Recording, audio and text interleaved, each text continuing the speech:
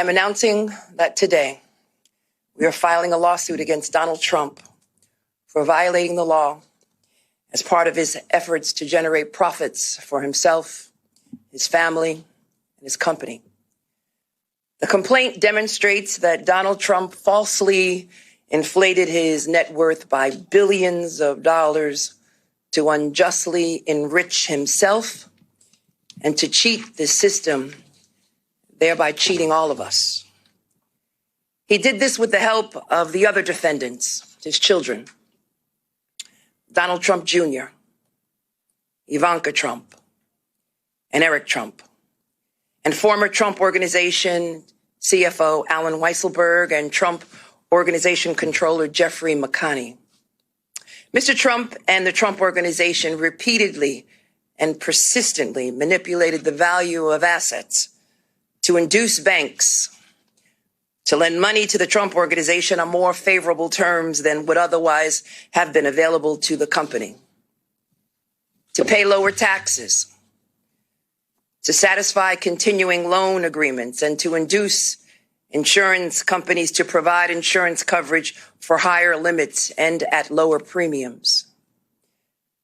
This conduct was all in violation of Executive Law, Section 6312, which gives the Attorney General broad and special powers to go after persistent and repeated fraud and illegality.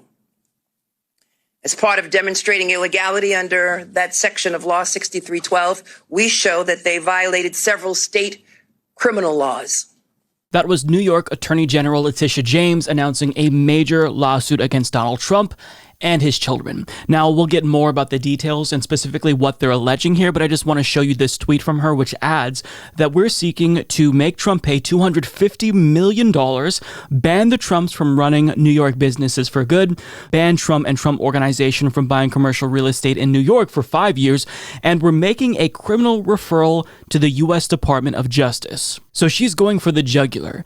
And she should. This family has gotten away with so many crimes throughout the course of their career that to let them go proves that we don't have an actual functioning justice system. We have a two-tier justice system where anyone who's a peasant, they get prosecuted when they commit crimes, but when elites who are wealthy commit crimes, we let them go scot-free. So I think that this is very important that she's pursuing Donald Trump. Now, predictably, he had an absolute meltdown, and hilariously, he accused New York Attorney General Letitia James of racism. So I guess that her going after him is racism. Trump is, I guess, claiming he's the victim of racism. Here's what he wrote on Truth Social. Another witch hunt by a racist Attorney General Letitia James, who failed in her run for governor, getting almost zero support from the public, and now is doing poorly against Law and Order AG candidate, highly respected Michael Henry. I never thought this case would be brought until I saw her really bad poll numbers. She is a fraud who campaigned on a Get Trump platform, despite the fact that the city is one of the crime and murder disasters of the world under her watch. So something, political witch hunt, something, I'm the victim of racism. Me, Donald Trump. Okay, now his sons responded, and these dimwits basically echoed the same exact sentiment, with Trump Jr. claiming that this was a witch hunt as well and pinning that post to his Twitter account. You have him claiming that this is a ploy so she can win her election, and Eric Trump basically saying the same thing. But I love how they're just attacking Letitia James, but they're not actually addressing the substance here. This is a 220-page lawsuit that goes over their crimes in painstaking detail, and all they can say is, well, this is a political witch hunt. Okay, but did you or did you not do what she's alleging in this lawsuit? They won't answer that, presumably because, well, they don't want to self-incriminate. Now, as the New York Times explains, the statement's yearly records that include the company's estimated value of his holdings and debts wildly inflated the worth of nearly every one of his marquee properties, from Mar-a-Lago in Florida to Trump Tower and 40 Wall Street in Manhattan, according to the lawsuit. The company also routinely spurned the assessment of outside experts. After a bank ordered an appraisal that found 40 Wall Street was worth $200 million, the Trumps promptly valued it at well over twice that number. Overall, the lawsuit said that 11 of Mr. Trump's annual financial statements included more than 200 false and misleading asset valuations. His company, the Trump Organization, provided the fraudulent financial statements to lenders and insurers, her suit said, quote, to obtain beneficial financial terms, including lower interest rates and lower premiums. All told, Ms. James said, he was able to obtain $250 million in ill-gotten gains, money that she now wants the company to forfeit. So I'm wondering, why won't the Trump family, him or his sons, address this? 200 false or misleading statements?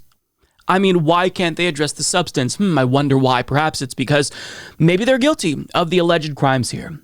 Now, I just want to go over the week that Trump has been having. So this is what Matt Fuller of the Daily Beast writes on Twitter. Trump's last 24 hours. Special master basically says if Trump didn't declassify these docs, he has no case. Trump will face a sexual battery suit under a new law. And now New York Attorney General sues Trump Organization for $250 million.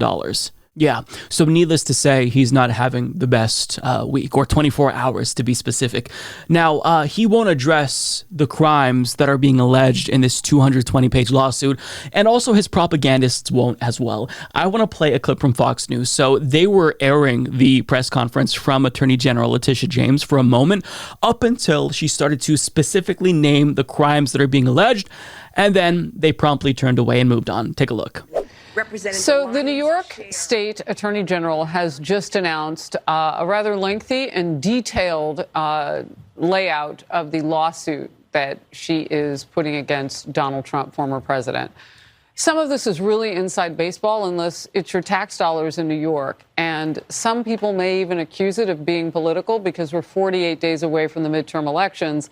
And both presidents, the current and the past, are certainly being looked at to help candidates out. So we'll see how this plays out. We're certainly going to cover it, and we'll bring you highlights as they happen. But the big headline in all of this is the lawsuit by the state of New York today, just announced by Letitia James.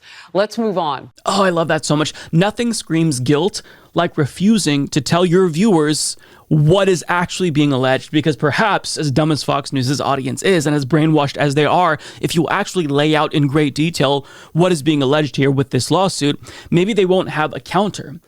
But, since they don't necessarily know the details, since Fox News and Trump's propagandists won't provide them with it, they have to just assume, oh, well, this is a witch hunt. Okay. But let's just assume for a second that this is indeed a witch hunt and Letitia James has a personal vendetta against Donald Trump. Let's assume that that is the case. Did he or did he not do the crimes that are alleged here? What about the 200 false or misleading statements? The money that he took from taxpayers in New York? What about all that? Two things can be true at once. Perhaps, maybe she does want to do this witch hunt. I'm not saying that is indeed the case, but that doesn't discount the fact that he also committed fraud potentially. That's what's being alleged here. So Fox News viewers, they can just throw their hands up and claim, oh, witch hunt, because they don't have the details. But if you have the details, they're pretty damning. Again, if a normal person did this, if they misled authorities on tax documents and overvalued assets, they would go to jail. But because it's Donald Trump, I guess they're just expecting him to get away with it. But, it seems as if the walls are closing in on him, given how many lawsuits he's now dealing with, and potential lawsuits and potential indictments he's dealing with. But still, that doesn't necessarily mean that he'll serve one day in prison, because he's an elite, and in this country, elites usually do get away with crimes that they commit. But either way, just the stress that he's feeling because of his crimes, in my opinion, that is good. Like, I want to see him held accountable legally, to be clear. But just knowing right now that he's squirming and frustrated by all of this, that in and of itself is just a beautiful thing to think about. Mike is a total shitlib. Once he started shilling for the DNC, I stopped watching, so I definitely won't be hitting the subscribe button or turning on notifications by clicking the bell. No way. It's very sad, I know.